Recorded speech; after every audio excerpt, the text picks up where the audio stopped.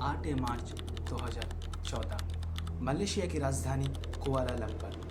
रात के 12:41 Malaysia airlines की फ़्लाइट MS-370 अपनी रूट जर्नी के लिए रनवे पर तैयार खड़ी थी।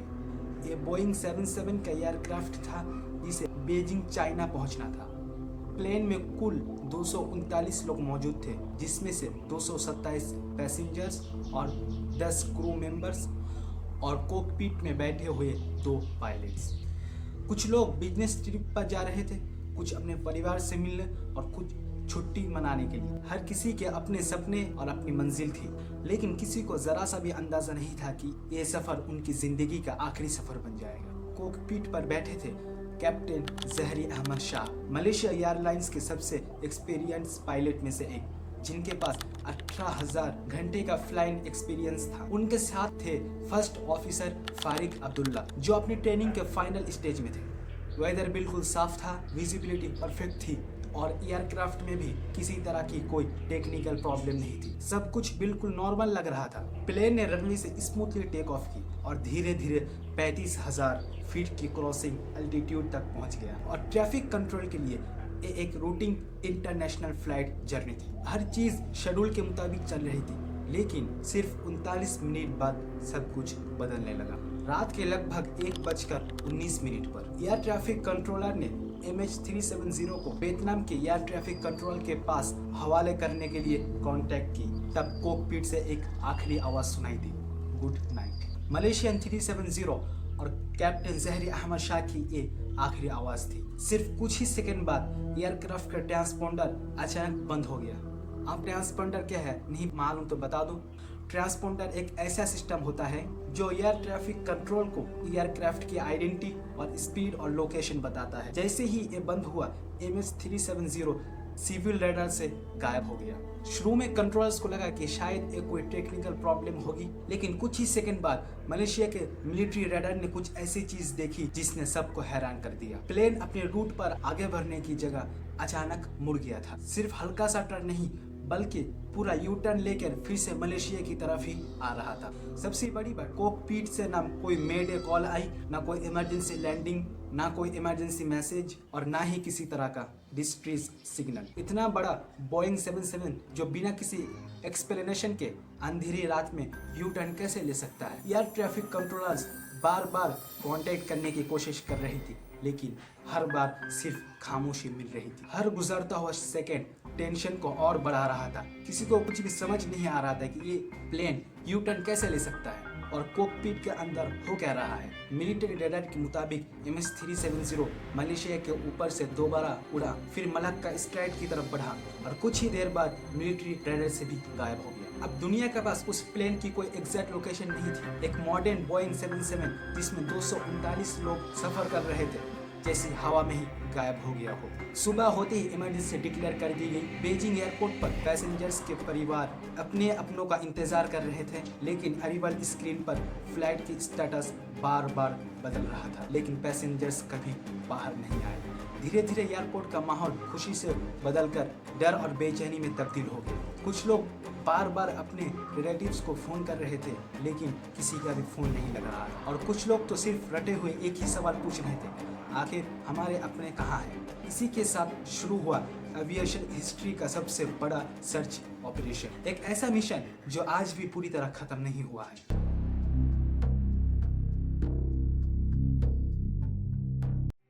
इमरजेंसी डिक्लेयर होते ही मलेशिया, वियतनाम, चाइना तुरंत सर्च ऑपरेशन शुरू कर दिया। शुरू में सबको लगा कि शायद प्लेन साउथ चाइना सी में क्रैश हुआ होगा। डजन्स ऑफ शिप्स, हेलीकॉप्टर और मिलिट्री एयरक्राफ्ट्स उस एरिया की तरफ भेजे गए। हर जगह सिर्फ एक ही मिशन था, MS-370 को ढूंढना। लेकिन घंटों की तलाश के बाद भी न समुद्र में ऑयल स्पिल मिली, ना लाइफ जैकेट और ना लगेज और ना ही प्लेन का कोई टुकड़ा। ये बात इन्वेस्टिगेटर्स को बहुत अजीब लगी। अगर इतना बड़ा एयरक्राफ्ट क्रैश होता तो कुछ ना कुछ तो ज़रूर मिलता, लेकिन यहाँ तो कुछ भी नहीं है। 2 दिन, फिर 3 दिन और फिर धीरे धीरे 1 हफ्ता बीत गया, लेकिन MS-370 का कुछ निशान नहीं मिला। दुनिया भर के मीडिया सिर्फ एक ही सवाल पूछ रही थी कि MS-370 आखिर गया क्या? उसके साथ क्या हुआ। इसी बीच इन्वेस्टिगेटर्स ने एयरक्राफ्ट के कम्युनिकेशन सिस्टम्स का डिटेल्स एनालाइज शुरू किया।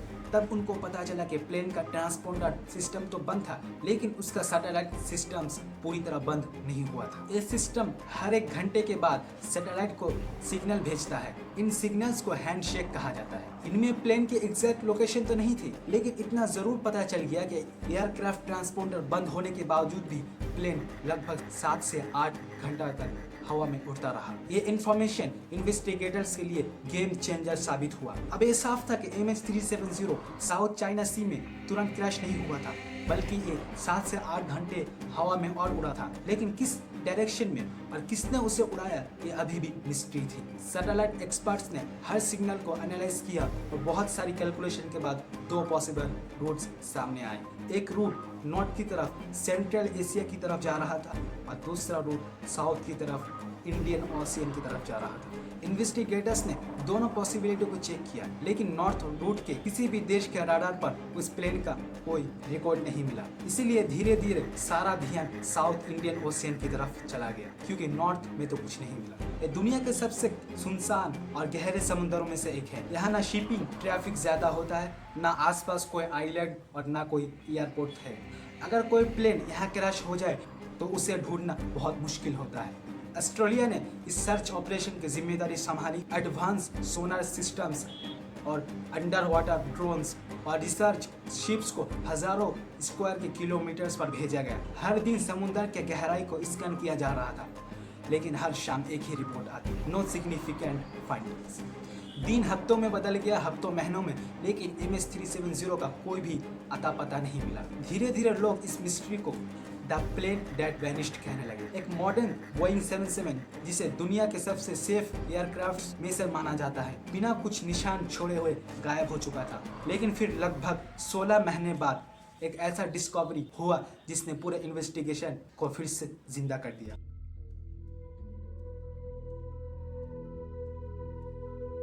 29 जुलाई 2015 फ्लाइट MH370 गायब होने के लगभग 16 महीने बाद इंडियन ओशियन के एक छोटे से फ्रेंच आइलैंड रियूनियन आइलैंड के किनारे एक बड़ा एयरक्राफ्ट का टुकड़ा मिला। पहले किसी को यकीन नहीं हुआ, लेकिन जब एक्सपर्ट्स ने उसकी जांच की तो कंफर्म हो गया कि यह फ्लाइट MH370 का ही टुकड़ा है। यह पहला और सबसे बड़ा सबूत था कि MH370 इंडियन ओशियन में ही क्रैश हुआ था। इस डिस्कवरी के बाद Mozambique, Tanzania, Madagascar, south Africa के किनारों पर भी कुछ और एयरक्राफ्ट के टुकड़े मिले। ओशियन करंट एक्सपर्ट्स ने इस सभी टुकड़ों का एनालाइज किया और उनका कंक्लूजन था कि ये सब इंडियन ओशियन से ही बहकर आया है। लेकिन सबसे बड़ा सवाल ये था, अगर प्लेन इंडियन ओशियन में ही क्रैश हुआ तो उसका एग्जैक्ट लोकेशन आज तक क्यों नहीं मिली। सर्च ऑपरेशन और तेज कर दिया गया।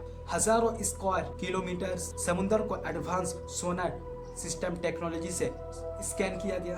अंडर वाटर रोबोट्स को समुद्र की गहराई में भेजा गया, लेकिन कुछ जगहों पर समुद्र की गहराई 6000 मीटर से भी ज्यादा थी। इतनी गहराई में ही पहुंचना एक बहुत बड़ा चैलेंज था। लेकिन इतनी मेहनत के बाद भी इन्वेस्टिगेटर्स को ना ब्लैक बॉक्स मिला, ना कॉकपिट रिकॉर्ड और ना एयरक्राफ्ट के मेन फॉसिलेज। ब्लैक बॉक्स किसी भी एयरक्राफ्ट की सबसे इंपॉर्टेंट चीज होती है। उसमें फ्लाइट की टेक्निकल डाटा और कॉकपिट की हर आवाज रिकॉर्ड होती है। अगर MH370 का ब्लैक बॉक्स मिल जाता तो कुछ ही घंटों में पूरी दुनिया को पता चल जाता कि उस रात कॉकपिट पर क्या हुआ था। लेकिन सालों के सर्च के बाद भी ब्लैक बॉक्स नहीं मिला और इसी के साथ मिस्ट्री और गहरी होती गई। अब इन्वेस्टिगेटर्स के पास सिर्फ थ्योरीज बच गई थी। कुछ एक्सपर्ट्स का मानना था कि शायद कैप्टन जहरी ने जानबूझकर प्लेन को यूटर्न ले लिया था।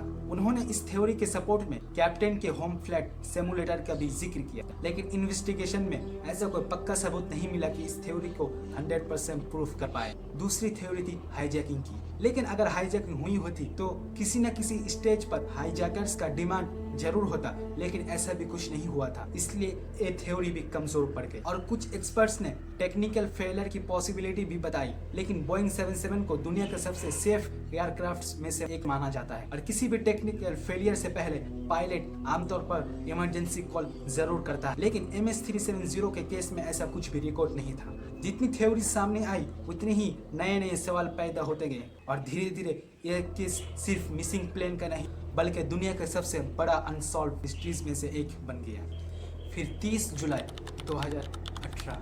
लगभग 4 साल की इन्वेस्टिगेशन के बाद मलेशिया की सरकार ने अपनी फाइनल रिपोर्ट रिलीज की। सबको उम्मीद थी कि शायद अब सारे सवालों का जवाब मिल जाएगा, लेकिन रिपोर्ट ने एक और शॉकिंग बात कही। इन्वेस्टिगेटर्स ने माना कि एयरक्राफ्ट का रूट जानबूझकर बदला गया था, लेकिन ये किसने किया और क्यों किया, इसका कोई पक्का सबूत उनके पास नहीं थी। ऑफिशियल रिकॉर्ड का सबसे बड़ा कैलकुलेशन था, हम नहीं जानते कि MS-370 के साथ असल में क्या हुआ। सोचो, दुनिया का सबसे advance technology, satellites, military radars, sonar systems और हजारों एक्सपर्ट्स, फिर भी एक बोइंग 77 का सच आज तक सामने नहीं आ सका।